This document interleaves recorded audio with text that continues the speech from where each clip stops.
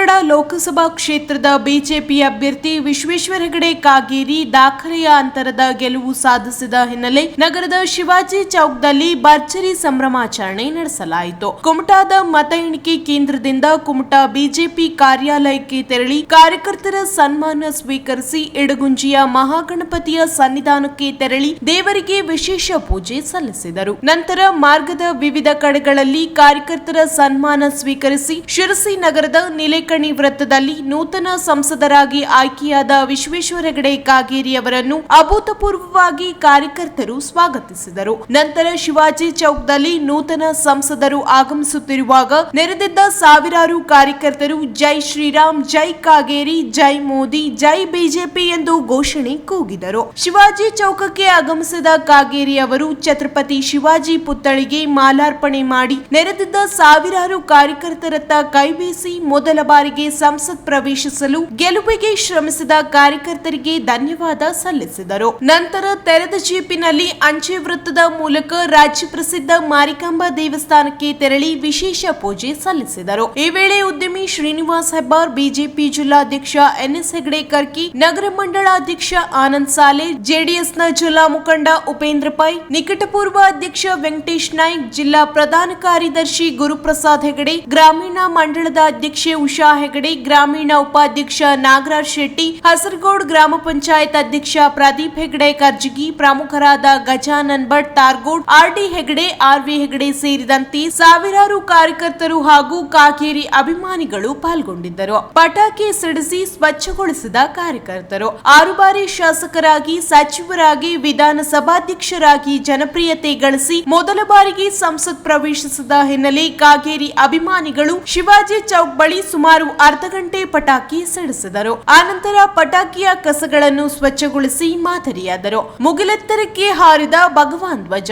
ನಗರದ ಶಿವಾಜಿ ಚೌಕ್ದಿಂದ ಹೊರಟ ವಿಜಯೋತ್ಸವದ ಮೆರವಣಿಗೆಯಲ್ಲಿ ಮುಗಿಲೆತ್ತರಕ್ಕೆ ಭಗವಾನ್ ಧ್ವಜ ಹಾರಿಸಿ ಹಿಂದೂ ರಾಷ್ಟ್ರ ಎಂಬುದಾಗಿ ಮತ್ತೊಮ್ಮೆ ಉತ್ತರ ಕನ್ನಡ ಜನತೆಗೆ ಸಾಬೀತುಪಡಿಸಿದರು.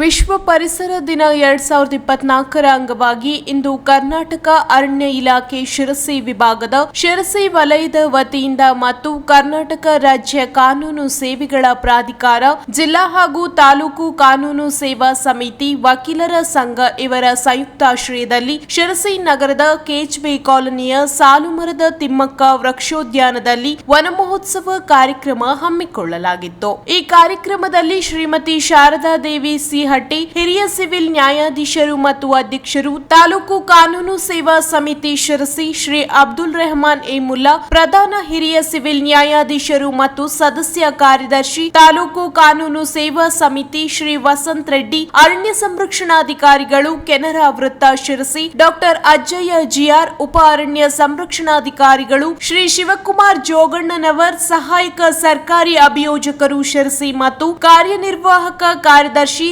ತಾಲೂಕು ಕಾನೂನು ಸೇವಾ ಸಮಿತಿ ಶ್ರೀ ಸಿಎನ್ ಹರೀಶ್ ಸಹಾಯಕ ಅರಣ್ಯ ಸಂರಕ್ಷಣಾಧಿಕಾರಿಗಳು ಶಿರಸಿ ಉಪವಿಭಾಗ, ಶ್ರೀ ಕೆಜಿ ಪ್ರಕಾಶ್ ಸಹಾಯಕ ಅರಣ್ಯ ಸಂರಕ್ಷಣಾಧಿಕಾರಿಗಳು ಜಾನ್ಮನೆ ಉಪವಿಭಾಗ, ಶ್ರೀ ಶಿವಾನಂದ್ ಎಸ್ ನಿಂಗಾಣಿ ವಲಯ ಅರಣ್ಯಾಧಿಕಾರಿ ಶಿರಸಿ ವಲಯ ಹಾಗೂ ಇತರರು ಉಪಸ್ಥಿತರಿದ್ದರು. ಈ ವೇಳೆ ಶ್ರೀಮತಿ ಶಾರದಾದೇವಿ ಸಿಹಟ್ಟಿ, ಹಿರಿಯ ಸಿವಿಲ್ ನ್ಯಾಯಾಧೀಶರು ಮತ್ತು ಅಧ್ಯಕ್ಷರು, ತಾಲೂಕು ಕಾನೂನು ಸೇವಾ ಸಮಿತಿ ಶಿರಸಿ ಇವರು ಮಾತನಾಡಿ, ಇರುವುದೊಂದೇ ಭೂಮಿ ಬಿಟ್ಟರೆ ಬೇರೆ ನೆಲೆ ಇಲ್ಲ.